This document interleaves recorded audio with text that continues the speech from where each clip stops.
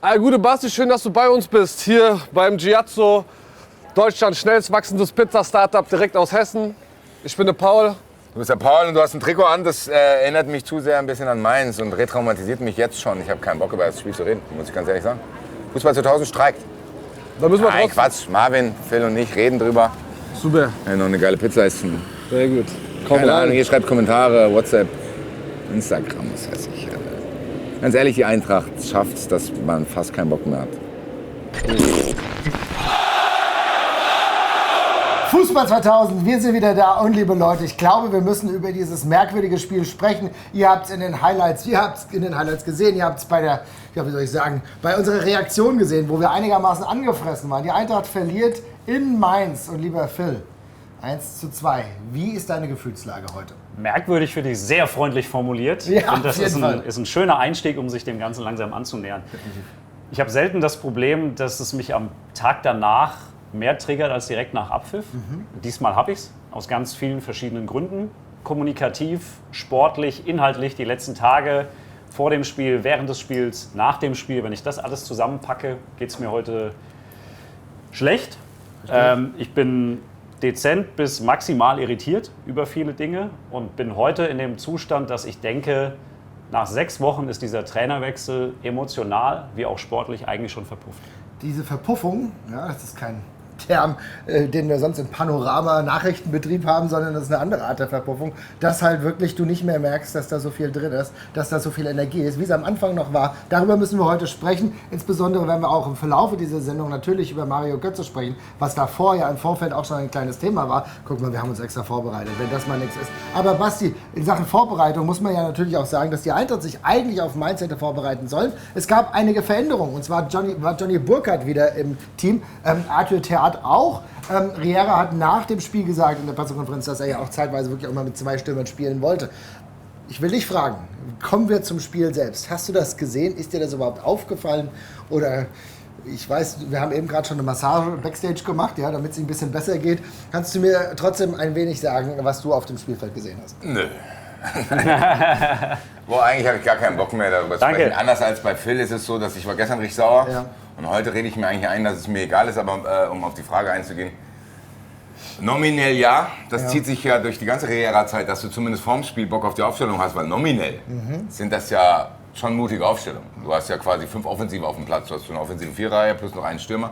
Aber wir sehen ja mittlerweile, weiß man ja, was dann dabei rauskommt. Und das, was dabei rauskommt, ist, dass du unglaublich breit aufgestellt bist. Das habe ich ja gestern in der Reaction schon gesagt, dass Kalimuendo und Bahoya sich, glaube ich, erst in der Halbzeit und nach dem Spiel wieder treffen. Ja. Und quasi wie in so einem NFL-Team teilweise die Spieler untereinander sich vielleicht gar nicht kennen, weil die auf gewissen Bereichen im Platz gar nichts nichts miteinander zu tun haben. Wie so einem Hochhaus im Endeffekt. Erster Stock, 10. Stock. Das ist wie bei Halfbaked. Wer bist du? Ich wohne seit 2 Jahren hier. Aber hoffentlich nimmt der eine die Pakete für den anderen vielleicht an. Ja, also so ein bisschen beraubst du Kalimuendo, glaube ich, schon so seiner zentralen Stärke. Also das nervt. Nicht ein bisschen. Nein, das ist nervt. Aber auch das ist, guck mal, das ist ja kein Riera Exclusive, sondern das hat ja mit Doan angefangen. Das hat angefangen in dieser Saison, als du Doan als Schienenspieler plötzlich gestellt hast. Das setzt sich jetzt eigentlich nur fort. Genau, das setzt sich fort und das ist ja genau das Problem. Kalimuendo ist der neue Doan und du hast irgendwie das Gefühl, du würdest bei beiden gerne diese offensive Explosivität sehen. Du hast ja keine Weiterentwicklung. Jetzt reg ich mich doch wieder auf! Also diese Probleme waren ja vor 6 Wochen schon bekannt. Diese Probleme waren doch vor 6 Wochen schon bekannt. Guck mal, wir haben vor 6 Wochen gesagt, okay, dann wird Doan wahrscheinlich ab jetzt keine Schiene mehr spielen. Ja, weil er ist kein Schienenspieler. Dann spielt er im Halbfeld. Er ist aber auch kein Halbfeldspieler. Spielt Kalimuendo auf der Schiene. Bei jeder Aktion, die Kalimuendo außen hat, und das sind halt leider nicht viele, siehst du, dass er kein Schienenspieler ist, sondern dass er ein Stürmer ist. Du siehst das alles und es setzt sich fort. Und das spielt ja auch damit rein, weil vor 6 Wochen habe ich gedacht, geil, jetzt die Jungs kriegen jetzt eine maximale Erleichterung in der Birne und eine Klarheit auf dem Kopf. Und beides ist nicht passiert. Ja, und das finde ich ganz spannend, was du sagst. Nicht nur auf dem Kopf, sondern auch im Kopf tatsächlich. Und vielleicht ich habe hier eine Kleid auf dem Kopf. Können Sie die mal wegmachen? Ich sage mal ganz ehrlich, wir haben alle langsam viele Kleiden auf dem Kopf. Das stimmt. Also tatsächlich, zum Glück drehen wir nach vorne und nicht nach hinten. Das hat schon seine Vorteile. So, aber Nicht nur Klarheit auf dem Kopf, sondern auch im Kopf. Aber was du sagst, die Klarheit, das muss ich ganz kurz sagen, ist ja zum Teil in der Defensive schon einigermaßen erreicht worden. Ne, bei aller Kritik, bei aller Situation, die wir eine Frustration gerade in uns tragen, ist es durchaus so, die Klarheit, die Einfachheit des Spiels in der Defensive hatten sie in den letzten Spielen ja durchaus hinbekommen. In der Offensive, da gebe ich dir aber recht, ist tatsächlich nicht der Fall. Weil ganz ehrlich, diese Schießenspielerei wäre auch mal schön. Wir brauchen mehr Schießenspieler. Ja, genau. Einfach mal draufkotzen. Und Kalimuendo, und Doan probiert es ja die ganze Zeit. Er probiert Räume zu machen, er probiert auch vielleicht die Chancen zu arbeiten. Aber diese Glücklosigkeit, die du gerade siehst, ist ja eine Frustration, die jeder Trainer, jeder Spieler auch jetzt mit sich bringt und jeder Fan erst recht. Weil Doan ist nicht mehr der Doan, der er mal war. Das ist ja mega frustrierend. Ja, du hast es gesagt, er war jetzt auf der Schiene, dann war er auf der 8 und du fragst dich die ganze Zeit, warum stellt denn niemand auf die Position, wo er eigentlich hingehört? Das ist wirklich Wahnsinn. So, also du verkomplizierst dich auch in so eine Scheiße rein an gewissen Stellen. Ja. Aber wenn ich Phils Lautstärke und Phils Wut so interpretiere, habe ich viel Riera gehört. Bei mir sind es mittlerweile die Spieler. Entschuldigung, das ist das 3. Trainerteam diese Saison. Ja. Du hast trotzdem die Möglichkeit, egal was der Trainer dir sagt, egal wo er dich hinstellt, mit ein bisschen mehr Aura, ein bisschen mehr Einstellung zu diesem Verein auch auf den Platz zu gehen. Und da muss ich ganz ehrlich sagen, da sind mir mittlerweile zu viele Lappen in der Truppe, die sich dann bei so einem Spiel, bei einem Verein wie Mainz, der aus der Conference League kommt, die auch verletzungsbedingt irgendwie Ausfälle hatten, lässt du dir von denen die Butter vom Brot nehmen. Das war gestern nach 3 Minuten schon die erste Szene hier, klack, klack, klack. Die andere hält nicht dagegen. Ja. So, und das ist, natürlich kann man taktisch viel sprechen, man kann viel über Riera auch sprechen in den ersten Wochen, weil er natürlich auch so einen glowing Auftritt hatte. Aber mittlerweile bin ich bei den Spielern gelandet, die das halt auch an gewissen Stellen nicht mit vollem Fokus angehen. Und diese Spiele, sobald Widerstand kommt nichts mehr von dieser Mannschaft. Und das kann es nicht sein. Basti, was du sagst, weil ganz ehrlich, man kann oder man muss ja auch über das taktische Korsett sprechen, aber keinem Spieler ist es verboten. Kein Spieler ist es verboten, dieses 1-0 zu verhindern. Ja, genau. Und also das ist ja keine, ganz kurz mal, ja. Diese beiden Tore, gehen wir mal drauf ein, diese beiden Tore haben nichts mit Taktik zu tun. Nee. Dieses Tor, wo Theat diese ganze Seite offen lässt, genau, wo Nebel das 1-0 macht, das hat nichts mit offensiv, Kalimuendo spielt da, Bahoya spielt da. Dass Sano durch 5 Leute durchlaufen kann und Elias Skiri wahrscheinlich immer noch schläft, hat nichts mit diesen ganzen Dingen zu tun. Nicht mit Topmöller, nicht mit Alex Meyer, nicht mit Dennis Schmidt, nicht mit Riera, sondern das hat mit einer gewissen Seriosität zu tun. Und die hat der ein oder andere Spieler nicht. Ich habe keine Ahnung, was die machen. Ich habe keine Ahnung, ob da jeder, wie Krosch es mal gesagt hat, jeder seinen Arsch retten will. Aber da gehört eine gewisse Seriosität dazu. Und das kannst du als Spieler, Trainer, jetzt rede ich mich doch wieder auf, unabhängig auch irgendwie die aneignen. Und dann bin ich aber sofort wieder an dem Punkt, wo ich sage, vielleicht haben wir ein bisschen Augenwischerei betrieben, was dieses Defensivkonzept anging. Weil gestern bei beiden Toren hast du genau das nicht gesehen, was wir vermeintlich die letzten Wochen gesehen hatten. Wobei die Gegner die letzten Wochen, machen wir uns nichts vor. Also St. Pauli, Heidenheim, auch Gladbach hatte eine offensive Harmlosigkeit in diesem Spiel gehabt. Ja, dass du das mit relativ einfachen Maßnahmen, mit dieser eher mannorientierten Deckung relativ gut im Griff hattest. Gestern habe ich es nicht gesehen und darüber hinaus, und das ist ja das Entscheidende, das ist ja auch das, was wir die ganze Saison schon gesagt haben, bekommen deine Offensivspieler mit dieser brutalen Qualität, die dieser Kader mitbringt und die unbestritten ist, bekommen die so in die Show, dass du einen Plan erkennst, wie du zu Toren kommen willst. Und daran scheitert es völlig.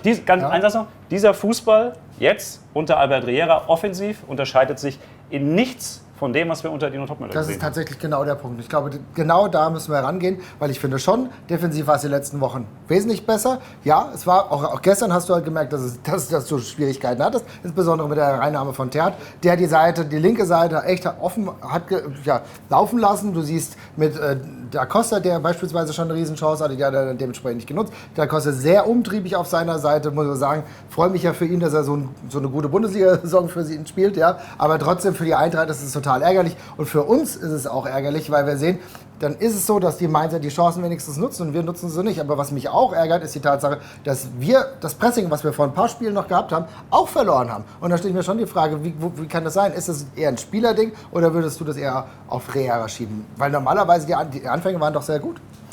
Ja, in Ansätzen, aber es ist halt nie konsequent entsprechend betrieben worden. Und ich finde das, was Basti gesagt hat, eigentlich musst du das große Bild aufmachen. Ja? Weil wir reden über individuelle Arbeitsauffassung, wir reden über eine Qualität, die du offensichtlich nicht abrufen kannst. Dann bist du aber relativ schnell... Du hast vorhin einen entscheidenden Satz gesagt, im Sinne von, das war schon bla bla bla, das war schon bla bla bla. Das ist genau das Gleiche. Man kann Riera vorwerfen, dass er an gewissen Stellen vielleicht diese Dinge nicht hinbekommt, aber die Dinge, die da sind, sind nicht mit ihm gekommen. So, und dann müssen wir eigentlich das große Bild aufmachen. Das werden wir ganz sicher auch mal in der anstehenden Länderspielpause vielleicht tun. Weil dieser Kader, den wir schon sehr oft als unrund bezeichnet haben und als nicht wirklich greifbar, der funktioniert als Mannschaft nicht. Du hast es gestern in der Reaction auch entsprechend gesagt, oder ihr habt es gesagt, da steht aktuell keine Mannschaft auf dem Platz. Bei jeder anderen Mannschaft, die in der Tabelle um uns herum steht, auch bei denen, die Freiburg spielt eine Dreifachbelastung, die sind noch im DFB-Pokal, der VfB Stuttgart genauso, die treten alle mehr als Mannschaft auf. Und ich sehe nicht mal in Ansätzen eine Mannschaft, und das wäre das Mindeste, was ich nach 6 Wochen unter einem neuen Trainer, und da schließt sich dann wieder der Kreis, irgendwie erwartet hätte. Aber das ist ja trotzdem, ja, ich verstehe diese Momentaufnahme, aber es ist ja schon so, dass du es in den Vorwochen durchaus gesehen hast. Du hast durchaus gesehen, dass die auch mal wieder aufeinander zugegangen sind, als beispielsweise Cetera die eine oder andere Parade gemacht hat, als es vielleicht auch die eine oder andere Grätsche gab in der richtigen Situation. Ich fand schon, dass du in der Folgezeit, in der Anfangsphase von Riera durchaus gemerkt hast, dass die schon ein bisschen mehr zusammenstehen. Aber es ist irgendwie wieder zerbrochen. Aber umso erstaunlicher, Marv, ist es doch umso erschütternder, dass nach 6 Wochen diese das Kurve ist jetzt das dritte Spiel in Folge wieder komplett abgeflacht auf jeden Fall. Und dass wir alle auch nichts mehr fühlen. Ja. Ich habe bei diesem Mainzer Siegtreffer, ich habe das achselzuckend zur Kenntnis genommen, habe gedacht, wir haben drum gebettelt, das hat sich abgezeichnet, es überrascht mich nicht. Und du hast auch ganz ehrlich, und weißt du, was du auch hast? Du hast auch dann, wenn 8 Minuten Nachspielzeit eingeblendet werden, hast du gar keine Hoffnung gar mehr? Keine, komm on. Und die Mannschaft auch nicht. Gar keine, nee. Und das ist jetzt genau der Punkt. Wir haben ja bei der Reaktion haben wir gesagt, wir wollen ja so ein bisschen unseren Top-Kommentar des Tages mal hier reinnehmen, ja. Und das hat, ich kann den Namen nicht aussprechen, der hat nur komische Satzzeichen. Egal, auf jeden Fall. Probieren, was steht da?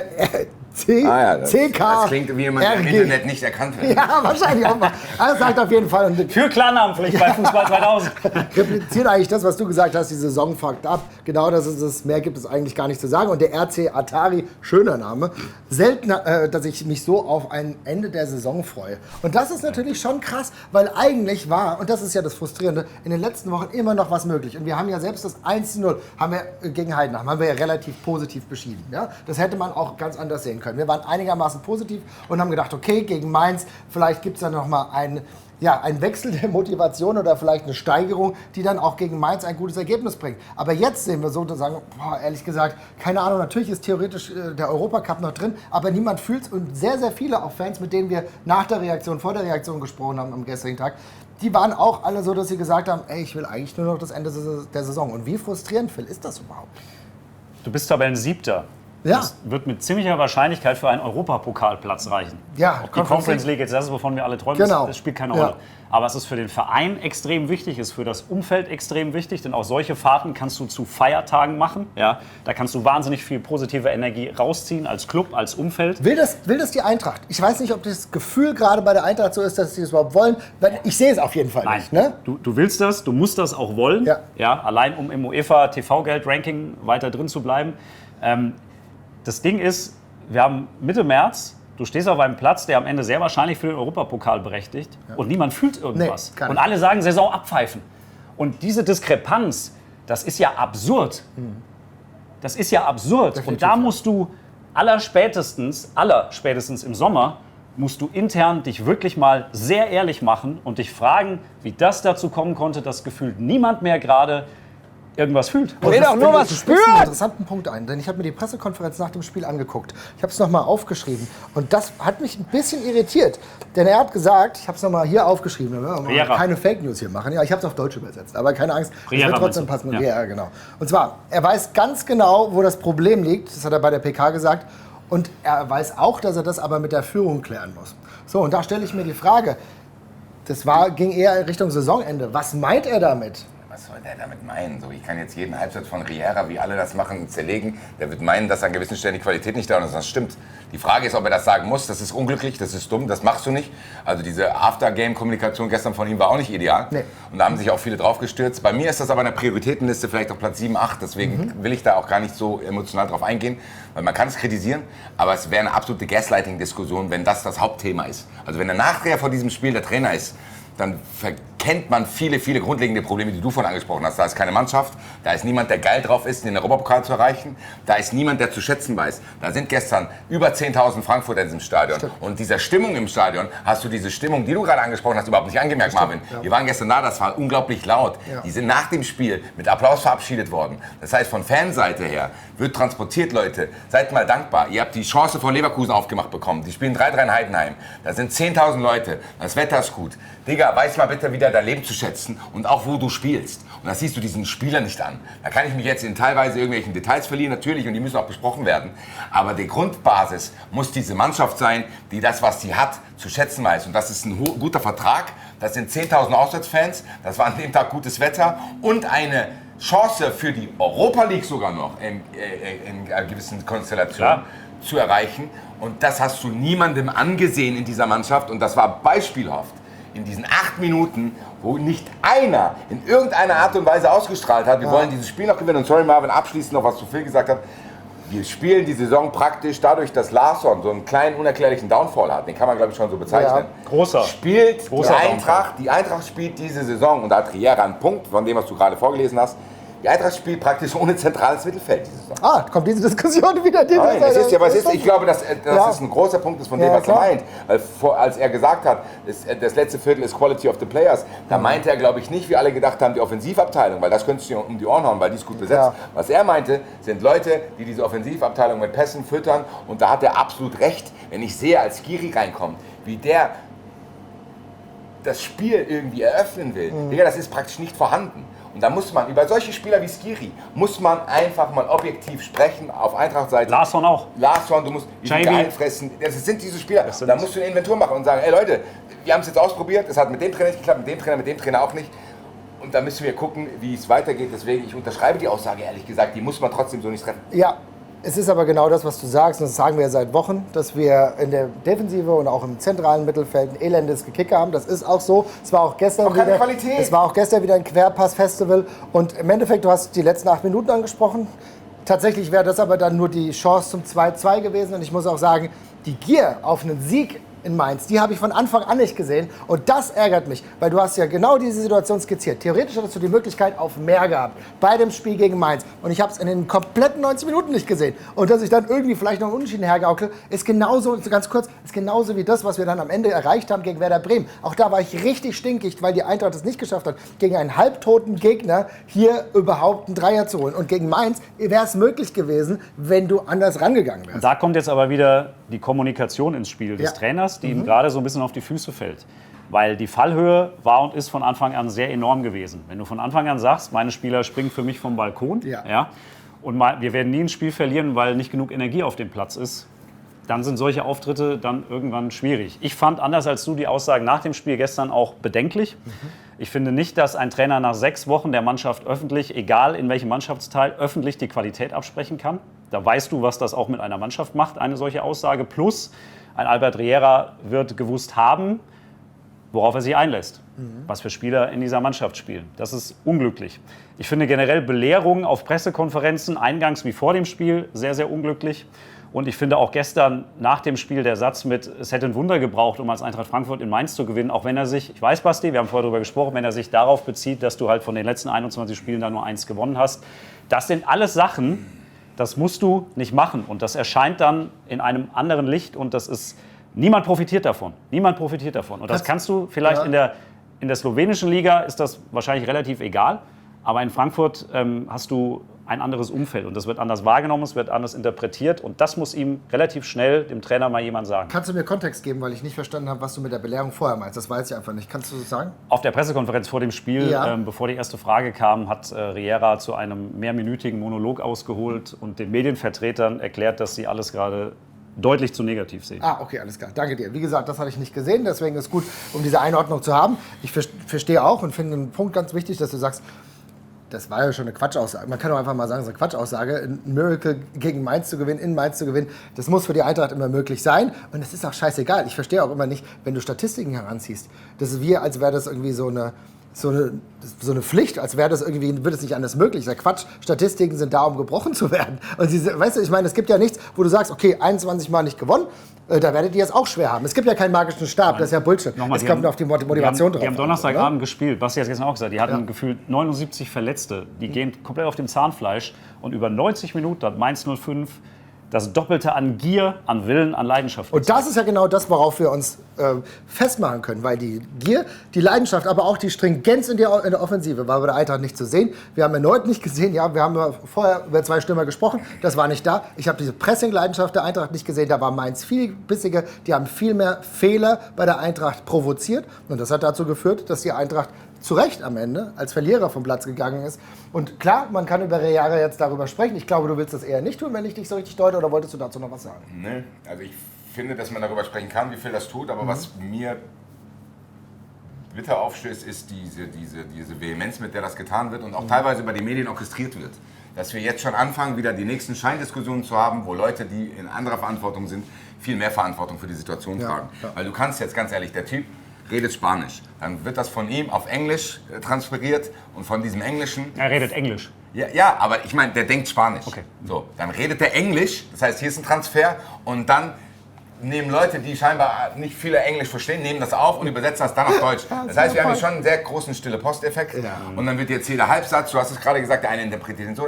Ganz ehrlich, selbst wenn der Typ besoffen jeden Morgen zum Training kommt, wie das hier auch schon Trainer gemacht haben, es ist der Mannschaft nicht verboten, diese Grundbasics auf den Platz zu bringen. Und wenn wir jetzt anfangen, so zu tun, als wäre Riera das Hauptproblem und dass diese Kommunikation, das fällt ihm jetzt auf die Füße. Genau diese Statistiken ist auch das kein Naturgesetz. Nein, gar kein Fall. Niemand kann im Spiel sagen, ich lasse die Abwehrseite frei, weil mein Trainer zu breitbeinig auf einer PK auftritt. Ja. Das ist vielleicht in der Außenwahrnehmung ein Punkt. Und die Kommunikation der Eintracht, wo die sich mal hinsetzen müssen, da bin ich bei dir, und sagen müssen, ey, lass uns bitte alle mit einer Stimme sprechen und bitte bereite uns vor, wenn du zum Beispiel Mario Götze nicht nominierst, damit wir medial das eingefangen bekommen und du nicht das Gefühl hast, bei der Eintracht diskutieren auch nicht nur in der Mannschaft, sondern auch neben dem Platz alle aneinander vorbei. Den Punkt gebe ich dir aber. Ganz ehrlich, wir müssen doch eine Gewichtung vornehmen und zu sagen, okay, wenn mir jetzt einer sagt, was läuft bei der Eintracht schief, dann wird meine erste Antwort nicht sein, die fordernden Aussagen von Riera auf der Pressekonferenz, die fliegen ihm gerade auf die Füße, deswegen ist die Sportler... Nein, Leute, das ist ein Seiteneffekt. Und ich gebe euch ja den Punkt. Ja. Aber die Diskussionsverschiebung an gewissen Stellen, die wirkt auf mich tatsächlich sogar interessengesteuert, damit wir uns nicht über die Hauptprobleme unterhalten müssen. Wenn Riera jetzt der Typ ist 2 Monate hier, der hat 3 Heimspiele zu 0 gewonnen. Mit Sicherheit ist das kein einfacher Typ. Aber ich weigere mich, die Art und Weise, die mir persönlich sogar gefällt, dafür verantwortlich zu machen, dass wir hier über diese ganzen Probleme nicht mehr reden. 2 Punkte. Danke. Ich finde, das ist eine spannende Diskussion. Schreibt ihr mal in die Kommentare, was ihr dazu sagt. Ist ja gut, auf jeden Fall. Keine Angst, wir sind noch nicht fertig. Aber 2 Punkte. Punkt 1. Am Anfang waren die Pressekonferenzen von Riera, die wurden ja sehr positiv aufgenommen, waren zum Teil aber auch Teil des Gedankenkonstrukts, um mehr Druck auf ihn zu laden und den Druck weg von der Mannschaft zu nehmen, was der Mannschaft in meinen Augen auch ganz gut getan hat. Und dass du mal jemanden hattest nach der Dino-Zeit, der Situationen in Pressekonferenzen anders beschrieben hat, der wieder ein anderes Feuer reingebracht hat. Also das war in meinen Augen eher positiv. Trotzdem, und das ist ganz wichtig, was du auch sagst, man kann den Spielern keinen Freifahrtschein geben, indem man den Fokus jetzt auf Pressekonferenzen allein legt, weil es ist immer noch jedem Spieler allein die Möglichkeit, früher mal abzuziehen. Es ist immer noch sich zu konzentrieren, nicht 10-mal... Diese Unkonzentriertheiten, sagen wir mal, ich lasse mich drauf ein und Riera wird jetzt gefressen dadurch.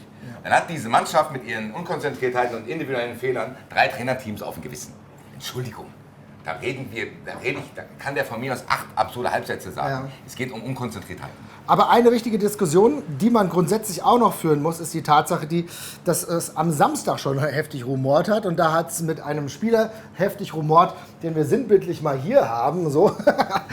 Der liebe Super Mario. Mario Götze ist im Endeffekt aus dem Kader, verfrachtet worden. Riera, schön, hast du sehr schön. So hat Mario Götze sich hingesetzt und war dann sauer. Sehr gut, auf jeden Fall. Riera hat ja bei der Pressekonferenz nach dem Spiel schon gesagt, dass es ja jetzt keine Entscheidung für dauerhaft ist, sondern Mario Götze hat es sehr professionell, hat ihn als fantastisch beschrieben, hat das sehr professionell angenommen. Aber die Situation war schon da, dass es viele Leute verwundert hat, denn machst du genau vor dem wichtigen Spiel eine solche Baustelle auf, da stelle ich mir schon die Frage, warum jetzt, lieber Phil? Es ist unnötig. Grundsätzlich bei der Geschichte Mario Götze, dass es komplett unnötig ist, vor einem solchen Spiel diese Baustelle aufzumachen, steht außer Frage. Du musst dir bei dieser Diskussion zunächst mal, finde ich, als Trainer 2 Fragen stellen. Frage Nummer 1, kann ich es mir leisten, in der Gesamtsituation, in der sich Eintracht Frankfurt befindet, mit der Tatsache, dass du binnen 1,5 Jahren Sebastian Rode, Kevin Trapp, Tuta verloren hast, im Sinne der Kabine einen Spieler wie Mario Götze in einer solchen Gesamtsituation außen vor zu lassen? Das ist die erste Frage. Die kann man mit Ja beantworten, um Gottes Willen. Ich würde sie klar mit Nein beantworten. Ja. So, man kann sie trotzdem mit Ja beantworten. Zweite Frage. Sind tatsächlich 18 Spieler in meinem Kader so viel besser, dass ich Mario Götze in einem Spiel gegen Mainz 05 nicht brauchen kann? Diese Frage kann man theoretisch auch mit Ja beantworten. Theoretisch. Ich würde auch die mit Nein beantworten. Wenn ich aber beide Fragen mit Ja beantworte, ja, dann stellt sich mir eine dritte Frage. Bin ich in der Lage, das dem Spieler so authentisch und respektvoll zu kommunizieren, dass daraus kein Problem entsteht? Denn Mario Götze ist keiner, der Dinge nicht verstehen würde, wenn man sie ihm erklärt. Und wenn diese Frage mit Nein beantwortet wird, dann sorgt das für Probleme. Und da gehe ich ganz kurz rein, denn Phil, du sagst, dass es dann durchaus Schwierigkeiten in der Kommunikation mit Mario Götze gab, weil offiziell habe ich das jetzt nicht vernommen. Da musst du ein bisschen mehr Kontext für uns liefern. Naja, am Ende des Tages war Mario Götze genau wie ich, genau wie Teile der Mannschaft, sehr überrascht, weil er fit war, weil er einsatzbereit war, weil er der Mannschaft gerne geholfen hätte und diese Entscheidung durchaus überraschend zur Kenntnis genommen hat. Vielen Dank. Ich will noch mal ganz kurz... Aber bedankt sich heute. Ja, ich bedanke mich halt. Ja, klar. Aber vielen Dank auch an dich, dass du das moderierst. Ja, wir Danke, machen... Schreib mal in die Kommentare #Danke Marvin. Alles gut, alles gut. Aber ich glaube, im Gesamtkontext muss man auch dazu bringen, dass Mario Götze nicht seine beste Saison spielt, auch nicht seine beste Saison. Ganz nicht für diese Situation, aber mir geht es ganz kurz darum, er hat keine einzige Vorlage, er hat kein einziges Tor geschossen, er hat, glaube ich, 26% Startelf-Einsätze. Das zeigt schon, dass seine Relevanz gerade in dieser Saison sportlich geringer geworden ist. Das stimmt. Grundsätzlich. Mir geht es nur um die grundsätzliche Saison. Das stimmt. Was ich trotzdem für ein Problem habe, ist, dass du das vor dem Spiel machst. Das könntest du auch am Ende der Saison machen. Und das ist so ein bisschen der Punkt, da reibt es sich bei mir, weil ich finde es ärgerlich. Mach doch nicht unnötig Baustellen vor wichtigen Spielen auf, Basti. Es ist so, das musst du wissen, dass du dir da aufmachst. Gleichzeitig auch hier wieder eine Ambivalenz in mir tatsächlich, zu denken, okay, ist die Mario Götze-Diskussion die wichtige Diskussion? Weil du hast gerade gesagt, sportlich gesehen kann man das vielleicht sogar verargumentieren. Ja. Aber hier hat meiner Meinung nach Phil den wichtigsten Punkt. Du musst dieses Fingerspitzengefühl haben, in der Gesamtsituation zu sagen, ich kann die Mario Götze-Diskussion führen, gerade was die Gehaltsstruktur betrifft, gerade was die Perspektive im Sommer betrifft, gerade was die Ausrichtung nächstes Jahr betrifft. Alles in Ordnung, alles valide. Genau. Aber muss ich die jetzt in so einer Art und Weise vor dem Einspiel noch zusätzlich reinbringen, in dem Wissen, dass dann quasi diese Diskussionen weitergehen. Und da kommt das wieder ins Spiel, was ich vorhin gesagt habe. Weg vom Sportlichen, das muss auf kommunikativer Ebene zusammen gemacht werden. Ja. Das heißt, wenn du das vorhast und sagst, ey, ich habe irgendwie Bock auf Luf Aroff, ich will ihn irgendwie, keine Ahnung, der gibt mir irgendwas, dafür müsste ich jetzt Mario mal draußen lassen, weil auch Ibn Talib kommt zurück und der kommt zurück. Boah, können wir irgendwie eine Kommunikation finden, dass Mario sagt, ich weiß nicht, hier zwickt's, hier zwackt's und weißt du, was ich meine? Wenn es vor dem Spiel heißt, Mario Götze hat eine Muskelverletzung, fragt kein Mensch nach. Nee. Das heißt, du kannst das kommunikativ lösen. Ja. Wenn du es nicht machst, dann hast du eben genau diese Signalwirkung und das liefert dann quasi Futter für all die Leute, die nämlich keinen Bock haben, die Grundsatzdiskussion zu führen. Dann hast du wieder einen Nebenschauplatz. Du redest über Mario Götze, du redest über seine Aussagen, du redest über dies, über das. Und ich bleibe dabei, auch hier Marvin, die Götze-Diskussion und die Riera-Diskussion sind für mich trotzdem noch nicht der Kern des Problems. Und deswegen musst du das jetzt vom Tisch kriegen. Ja. Weil du hast keine Zeit, dich darum zu kümmern. Aber Basti, da will ich dich fragen, lieber Phil. Ist das gerade ziemlich gesteuert? Weil ich habe schon das Gefühl, wir hatten in den Vorwochen, ging es ja schon ein bisschen darum, dass irgendwie der Berater von Götze ja schon irgendwie in Aussicht gestellt hat, dass eine Einigung mit der Eintracht über das Jahr, über den Sommer hinaus schon als sehr möglich erschien. Ist es jetzt eine gesteuerte Diskussion, wo es dann im Endeffekt darum geht, doch dem Ganzen Einhalt zu gebieten, dass es halt nicht so ohne weiteres weitergeht mit Mario Götze? Weil irgendwie kommt es mir gerade so vor, als würde man diese Baustelle dementsprechend aufmachen. Also ich finde, wenn ein Mario Götze sagt, ich fühle mich hier derart wohl, dass ich gerne länger bleiben möchte, ist dieses Thema für mich eigentlich schon wieder beendet. Weil dann würdest du es machen? Ja, natürlich. Ja, trotzdem gar keine Frage. Aber da will ich ja kurz einhaken. Also das ist ja eine andere Frage. Ja. Ich bin mir sehr sicher, dass du mit Mario eine Vereinbarung findest, die auch unter anderen Konstellationen funktionieren, weil er sich einfach maximal wohlfühlt. Ja, aber man muss hier schon wichtige Fragen stellen. Ja. Also bei Mario Götze, und ich bin der größte Mario Götze-Fan. Ja. Also ich glaube nicht, dass ich als Götze-Kritiker bekannt bin. Aber für das Gehalt, was er aktuell bekommt, würde ich den nicht weiter verpflichten. Das heißt, du musst das schon drastisch anpassen. Gut, da reden wir hier vielleicht tatsächlich über eine Halbierung. Ja. Weil am Ende, ganz kurz nochmal, ich habe vorhin Skiri angesprochen. Wenn wir das mal, ich meine, wir wissen die genauen Zahlen nicht, aber wenn wir Skiri und Götze nehmen, dann zahlst du für das zentrale Mittelfeld bei beiden Spielern 6 Millionen Euro Gehalt. Die sind gebunden und die kriegt kein anderer Spieler. Dann kommt noch ein Dahoud dazu.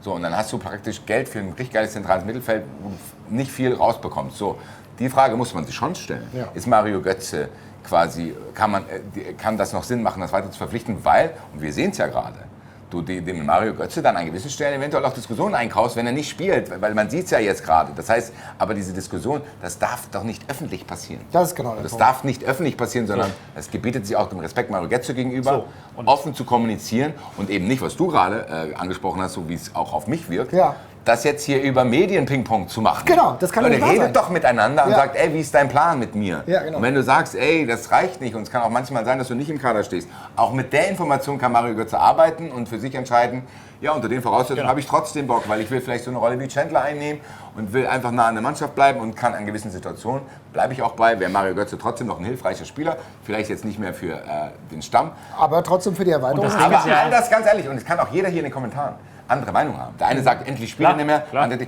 es geht nicht um die Personalie, es geht nicht um die Personalie sportlich Mario Götze, sondern es geht um die Kommunikation in diesem selbstverschuldeten Chaos, was sich die ganze Saison schon zieht. Und krieg mal deinen scheiß Laden in den Griff. Das ist doch das, was ich die ganze Zeit sagen will. Wir verlieren uns alle in so Details. Am Ende ist diese Erzählung der ganzen Saison nicht stringent. Und da muss mal irgendwann jemand eingreifen und sagen, ich merke in der Mannschaft, wir haben von verkeilter Mannschaft gesprochen, angeblich war es mit Dino verkeilt, eventuell ist die auch untereinander verkeilt. Eventuell sind auch Spieler dabei, die du nächstes Jahr nicht mehr gebrauchen kannst. Ja. So. Und ein Name ist halt noch gar nicht gefallen heute und das ist der von Markus Krösche. Ne? Ja, das ist natürlich das Richtige. Das ist wirklich auch etwas, wenn du in Gesamtheit diese Saison betrachtest, das werden wir vielleicht nächste Woche mal in der Länderspielpause ein bisschen Haben wir ein bisschen ausführlicher Zeit tun, auf jeden Fall, werden wir ihr Lieben? spätestens am Ende der Saison mal sehr ausführlich tun, musst du da auch sehr genau rekapitulieren und sehr ehrlich analysieren, woran das gelegen hat, dass diese Saison so eine krass negative Eigendynamik bekommen hat, wie sie bekommen hat. Und diese Eigendynamik ist ja trotzdem immer noch absurd, weil wenn wir auf die Tabelle schauen,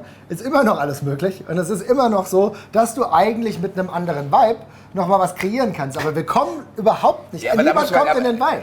Das ist aber genau das. Und ich habe gerade darüber nachgedacht, wie man denkt, okay, Nene Brown hat es, glaube ich, gesagt. Der gesagt hat, ja, jetzt haben wir erstmal eine Pause und es ist auch, glaube ich, ganz gut, dass das ist auch eine merkwürdige Aussage. Es ist ganz gut, wenn wir uns jetzt alle mal nicht mehr sehen. Ja. Und danach, dass wir dann vielleicht ins letzte Saisonviertel irgendwie mit einem anderen Vibe kommen. Marvin, wie oft standen wir montags hier und haben probiert, dich zu überzeugen, Lisa zu überzeugen, Reich zu überzeugen, uns beide selber zu überzeugen. Und ich habe das Gefühl, wir beide sind auch immer die Motivationsclowns. Ja, natürlich. Sozusagen, ja, Phil, du hast recht. Aber es hilft ja nichts. So, aber es hilft ja nichts. Und dann gibt es wieder ein Wahlplakat mit Marvin und ich versuche, wie eine Brandrede zu halten. Ich sage euch die Wahrheit heute. Ja. Nicht mit mir. Ich bin raus. Ich habe keinen Bock. Ich habe keine Motivation mehr. Ihr habt es geschafft, dass ich keinen Bock mehr habe. So. Egal, was ihr gegen Köln macht. Und das ist krass. Aber, Leute, und es tut mir leid. Es tut mir leid, weil das ist jetzt wichtig. Es ist sehr, sehr wichtig und ich muss das jetzt schon anfangen zu hypen. Leute, ich krieg Tränen in die Augen, mir wird schwindelig, ich gehe gleich hier in diesen Ofen rein. Nein, ich appelliere, was ihr geht nach Offenbach. Ich appelliere an diese Mannschaft, an den ganzen Verein, an die ganze Stadt. Wenn ihr dafür sorgt, mit dieser lappigen Einstellung. Hey, warum guckst du uns an? Nein. Er will uns mit ins Boot holen. Wir unterschreiben das alle. Wir unterschreiben das alle in die Kamera von Böhm TV. Mit lappigen Einstellung dafür sorgt, dass der VfL Wolfsburg in der Liga bleibt, dann raste ich aus. Ohne Scheiß. Das ist das Letzte, was ich von dieser Saison noch will. Ja. Ich bin raus, was diese Motivation betrifft. Vielleicht Conference League. Wir gucken mal, was passiert. Genau. Wir werden die Zeit haben, das zu besprechen. Aber Leute, da geht es nicht nur um euch. Da geht es um ganz Deutschland. Die ganze Bundesliga. Wir müssen alle zusammenhalten, um den VfL Wolfsburg loszuwerden. Und die Eintracht kann ein wichtiger Teil davon sein. Und da muss auch alles egal sein. Selbst wenn euer Trainer euch nicht gefällt. Hier geht es nicht um euch. Hier geht es um die Bundesliga. Da muss die DFL auch mal eine Sonderprämie ausrufen. Sonderprämie wäre vielleicht ganz gut. Die Eintracht hat es schon mal versäumt, Hoffenheim runterzuschießen. Und vielleicht wäre das jetzt eine Möglichkeit, wirklich den Final Nail in the Coffin mal zu setzen für den VfL Wolfsburg. Würde mich tatsächlich sehr freuen. Und ich freue mich trotzdem, euch nächste Woche wieder zu sehen. Hoffentlich mit einer anderen Motivation, hoffentlich mit anderen Themen. Bis nächste Woche. Der Ofen war und ist aus bei Eintracht Frankfurt an diesem Wochenende. Das Nachbarschaftsduell in Mainz geht verloren und bei Mario war leider auch der Ofen aus. Es gibt viel, worüber wir gesprochen haben. Das ganze Spiel als Grundlage für unsere Diskussion, die Highlights vom Rhein-Main-Duell in Mainz könnt ihr euch fachkundig kommentiert von Basti und Marvin natürlich auch diese Woche hier bei uns im Kanal nochmal in aller Ruhe angucken. Mario und ich sind immer noch erzürnt.